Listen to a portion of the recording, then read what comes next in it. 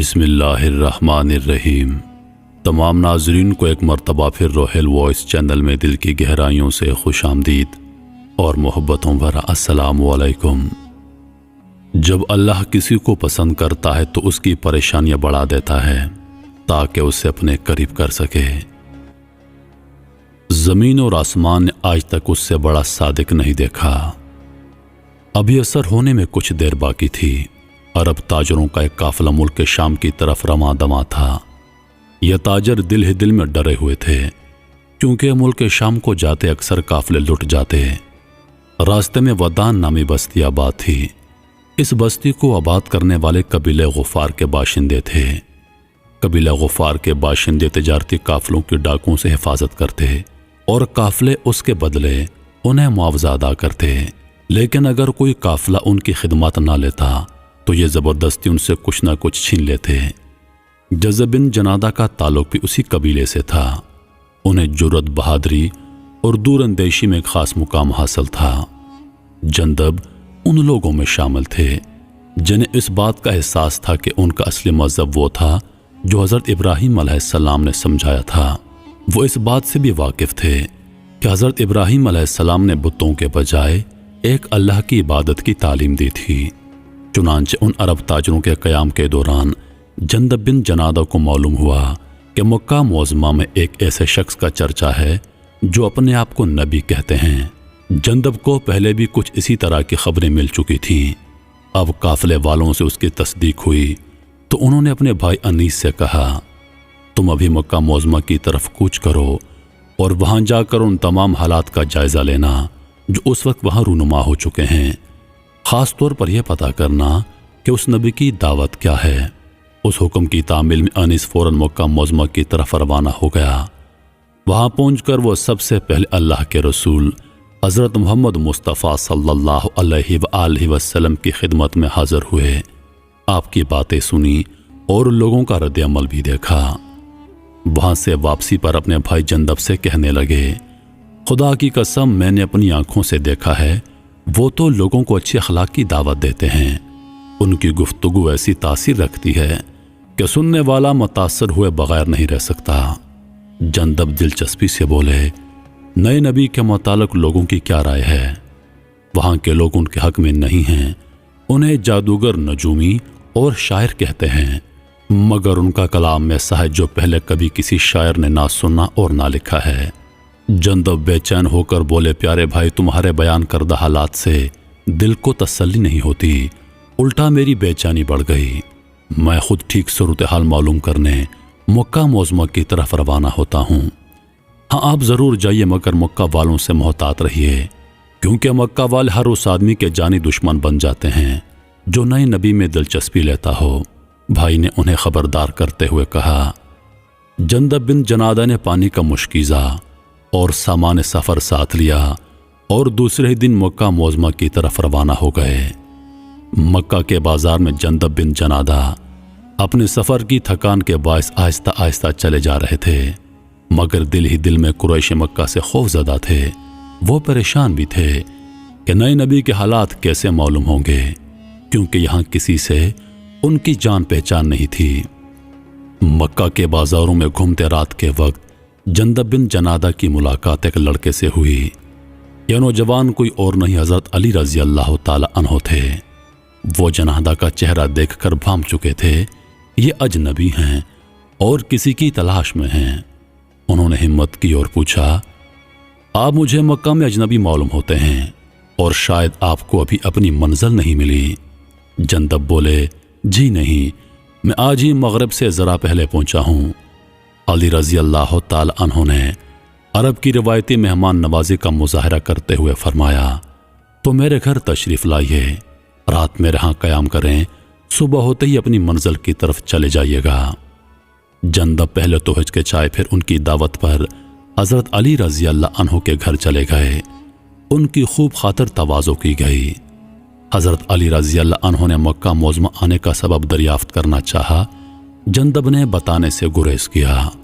صبح ہوئی تو اپنا سامان لے کر پھر مکہ کے بازاروں میں حالات کا جائزہ لینے نکلے، مگر دوسرا دن بھی یوں ہی گزرا۔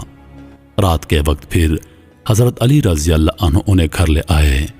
مہمان نوازی کے دوران حضرت علی رضی اللہ عنہ نے پوچھا، آپ نے مجھے اپنا مکہ میں آنے کا مقصد نہیں بتایا۔ جندب نے اپنی تجربہ کار آنکھیں اپنے میزبان نوجوان پر مرکوز کی اور بولے، اگر آپ میرے ساتھ وعدہ کریں کہ مجھے صحیح بات بتائیں گے تو میں آپ کو اپنے دل کی بات کہہ دیتا ہوں۔ میں آپ سے وعدہ کرتا ہوں کہ آپ کو صحیح بات بتاؤں گا۔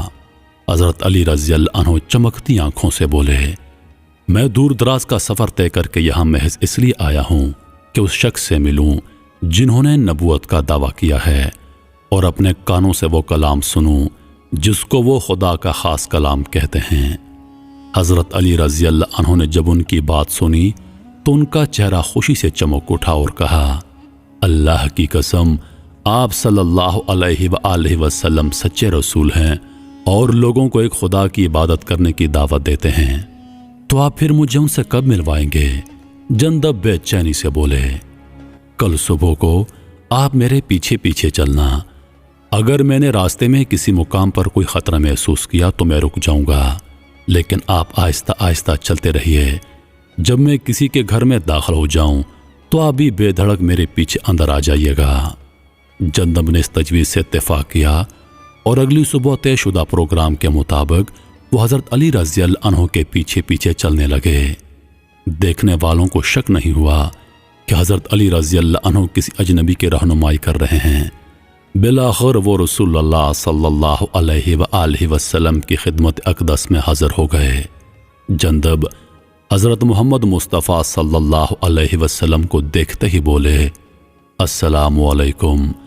آپ صلی اللہ علیہ وآلہ وسلم نے ارشاد فرمایا، وعلیکم السلام۔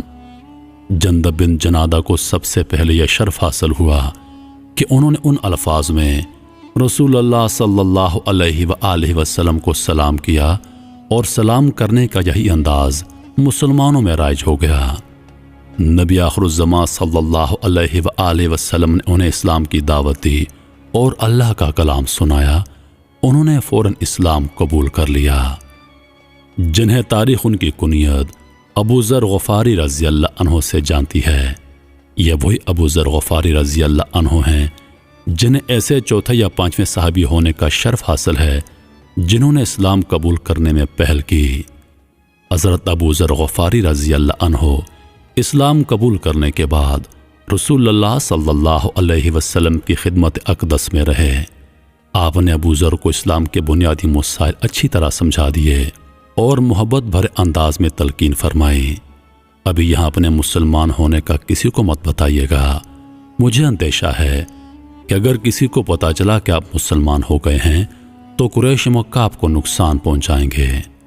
ابو ذر یہ سنتے ہی بولے، اس پاک ذات کی قسم جس کے قبضے میں میری جان ہے، میرا جی چاہتا ہے ایک بار ضرور قریش کے روبرو کھڑے ہو کر کلمہ حق بلند کروں۔ ایک دن قریش کے کافر مکہ کے بازار میں کھڑے باتیں کر رہے تھے۔ جناب ابو ذر غفاری رضی اللہ عنہ خاموشی سے ان کے درمیان جا کر کھڑے ہو گئے اور بآواز بلند کہا، اے خاندان قریش، میں سچے دل سے اقرار کرتا ہوں کہ اللہ تعالیٰ کے سوا کوئی معبود نہیں اور محمد رسول اللہ صلی اللہ علیہ وآلہ وسلم اللہ کے رسول ہیں۔ اب ابو ذر غفاری رضی اللہ عنہ مزید کچھ کہنا چاہتے تھے کہ کفار یہ سنتے ہی بھڑک اٹھے اور آپ کو بے دریغ مارنا شروع کر دیا۔ قریب تھا کہ آپ کی موت واقع ہو جاتی۔ عباس بن عبد المطلب حضرت محمد مصطفیٰ صلی اللہ علیہ وسلم کے چچا آئے اور کہا، کیا تم ایسے شخص کو قتل کرنا چاہتے ہو جو قبیلہ غفار سے تعلق رکھتا ہے؟ جانتے ہو ان کی بستی تمہارے قافلوں کے درمیان واقع ہے۔ کفار مکہ یہ سنتے ہی ٹھٹک گئے اور ان کے ہاتھ تھم گئے۔ انہیں اچھی طرح معلوم تھا کہ اگر ان کے ہاتھوں بنی غفار کا ایک بھی آدمی مارا گیا تو ان کا کوئی تجارتی قافلہ محفوظ طریقے سے سفر نہیں کر سکے گا، اور انہیں مجبوراً حضرت ابو ذر غفاری رضی اللہ عنہ کو چھوڑنا پڑا۔ زخموں سے نڈال حضرت ابو ذر غفاری رضی اللہ عنہ حضور اقدس کی خدمت میں حاضر ہو گئے۔ آپ ان کی حالت دیکھ کر بہت رنجیدہ ہو گئے اور فرمایا، کیا میں نے تمہیں ابھی اسلام کا اعلان کرنے سے روکا نہیں تھا؟ اب آپ اپنی قوم میں جائیے اور انہیں اسلام کی دعوت دیں، شاید ان کی کایا پلٹ جائے۔ حضرت ابو ذر غفاری رضی اللہ عنہ اپنے قبیلے میں آئے۔ سب سے پہلے اپنے بھائی انیس کو تمام حالات بتائے، وہ بھی مسلمان ہو گئے۔ اپنی والدہ کو اسلام کی دعوت دی، وہ بھی مسلمان ہو گئیں۔ ان کی دیکھا دیکھی قبیلے غفار کے تمام لوگ دائرہ اسلام میں داخل ہو گئے۔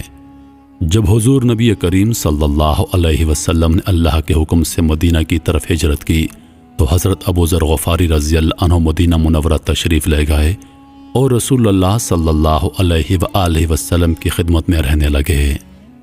جب رسول اللہ صلی اللہ علیہ وآلہ وسلم اس دنیا سے رحلت فرما گئے تو جناب ابو ذر غفاری رضی اللہ عنہ بے چین رہنے لگے، کیونکہ مدینہ طیبہ اللہ کے رسول سے خالی اور آپ کی مبارک مجالس سے محروم ہو چکا تھا۔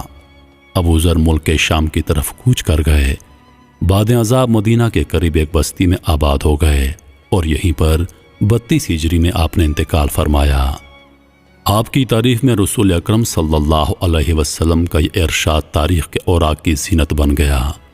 آپ نے فرمایا، زمین اور آسمان نے آج تک ابو ذر غفاری سے بڑھ کر کوئی صادق کے دل نہیں دیکھا ہوگا۔ اللہ کی ان پر لاکھوں کروڑوں رحمتیں نازل ہوں، آمین۔